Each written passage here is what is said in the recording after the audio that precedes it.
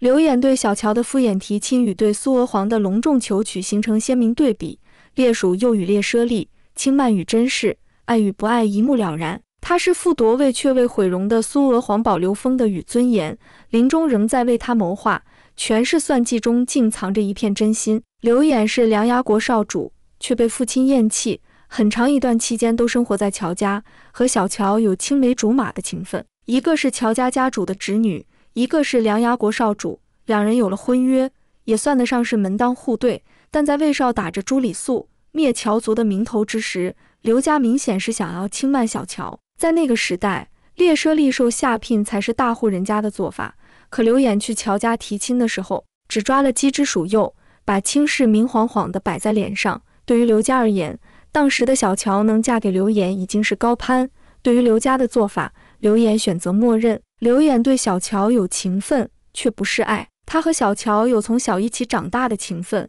他想娶小乔也是真心的，不过他更在乎的是自己的利益。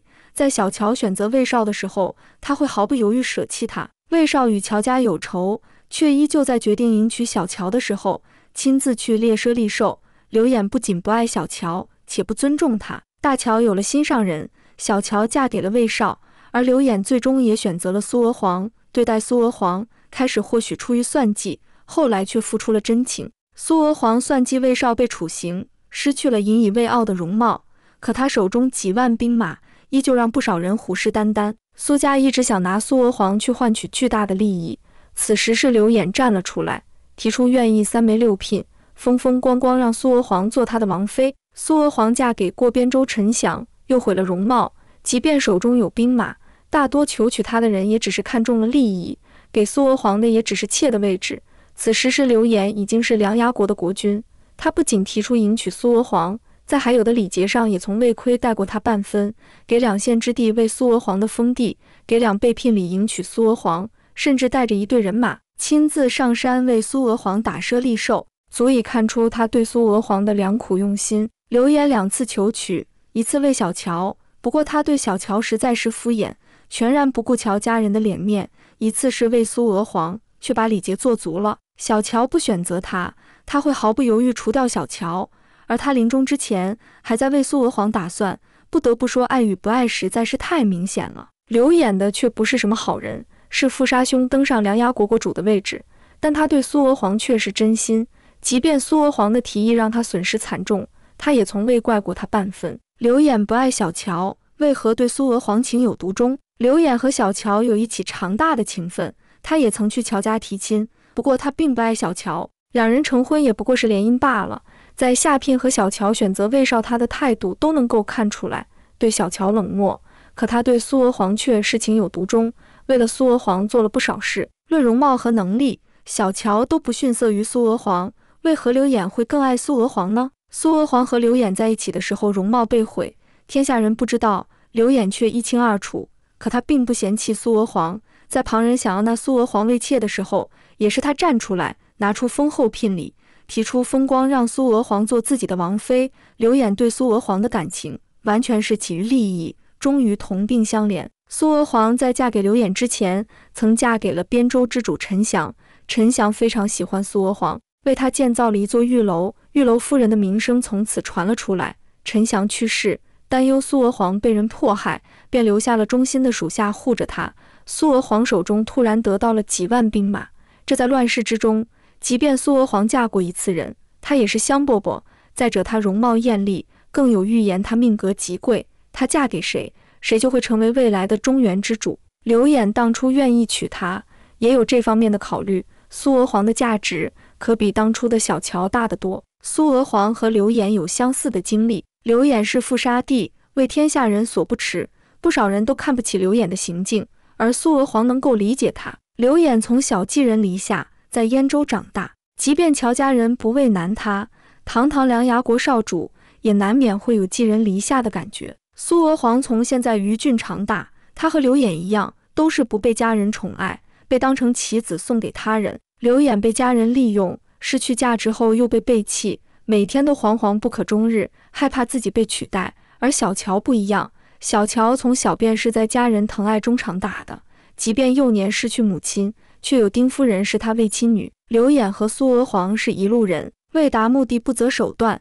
两人同样的心狠手辣。苏娥皇不允许旁人取代他，在于郡也做了不少恶事。刘演为了达到自己的目的，无视百姓的性命，连亲人都可以下手，两人理解彼此。旁人厌恶苏娥皇的心狠手辣，刘演却是欣赏。小乔永远无法理解刘演为何会把百姓当成蝼蚁，而苏娥皇却不同。对于刘演而言，苏娥皇是一个能帮助自己成就大业且理解自己的人，他会心动也不足为奇。刘演娶苏娥皇为妻，把当初没给小乔的加倍给了苏娥皇。其实对方和他在一起最初只是利用。苏娥皇第一任丈夫殒命之际留下遗言，全力搜捕苏娥皇，将她囚禁在狱楼直至老死。苏娥皇不得不擦去眉间的牡丹花钿逃命。遇到刘演后主动示好，为了寻求这座靠山，声称自己愿意嫁给他。刘演也愿意庇护苏娥皇，即便对方不要嫁妆，他还是按照正妻礼仪的规格亲自列了投奢吏，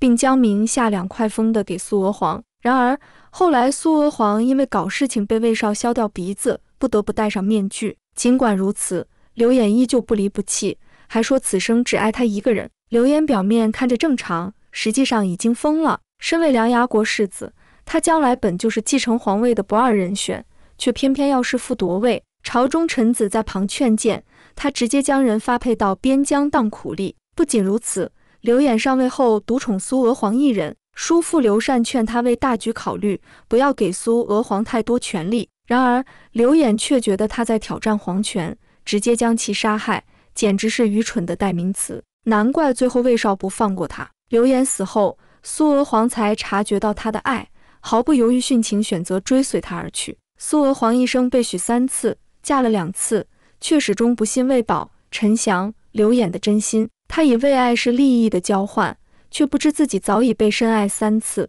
只是从未看清。3次被爱都错过，苏娥皇爱的只有自己。苏娥皇天生头上就有一朵花钿，天下人都说他命格极贵，得他者能得天下。苏家在当时的各方势力中夹缝求存，有了这样一个噱头在，苏娥皇的婚事被用来大做文章。苏娥皇从小在魏家老太太身边长大，与魏家兄弟青梅竹马，她的一生被许了3次人家，嫁了2次，在她眼里都利益的结合。她羡慕小乔遇到了一个真心对待之人，殊不知她也被爱了3次，只是她从未相信罢了。魏宝对苏娥皇用情至深，两人一起长大。魏宝是魏家长子，也应该是后来的魏国国君，不过因为钱乔家背信弃义，他和父亲战死。苏娥皇一直觉得所有人都觊觎他的命格，实际上不然。魏宝早就知道苏娥皇的花钿是假的，自然也清楚所谓的命格只是无稽之谈。他依旧钟情于他，在临终之前依旧放不下苏娥皇，留下2句话给魏少，一句是乔家不可信任，另一句则是好好照顾苏娥皇。在魏宝去世后，苏娥皇看着魏家大势已去，便嫁给了边州陈翔。陈翔对她十分宠爱，为她修建御楼，天下皆知。不过陈翔身体不好，最终也没能陪伴苏娥皇一辈子。陈翔去世后，陈翔的叔叔上位，打着陈翔的旗号要把苏娥皇囚于御楼一辈子。苏娥皇带着弟弟逃出边州，更加嫉妒于魏少对小乔的真心。实际上真相并非如此。陈翔知道叔叔或许不会放过苏娥皇，提前为苏娥皇留下了退路，把身边最忠心的属下给了苏娥皇，让他未来只效忠于苏娥皇。苏娥皇直接手中拥有了兵马，陈翔临终前还不忘为苏娥皇打算，可见用情至深。苏娥皇野心勃勃，他做了不少恶事，催熟卖种，污蔑乔辞，毒害郑楚玉。他做的桩桩件件暴露在魏少面前，魏少对他施以重刑。苏娥皇最引以为傲的那张脸没了，不过凭借手中的兵马，她还是成功嫁给了刘演。此时的刘演已经是梁牙国国主，苏家想要把苏娥皇拿去换好处，借着他的命格让他为妾。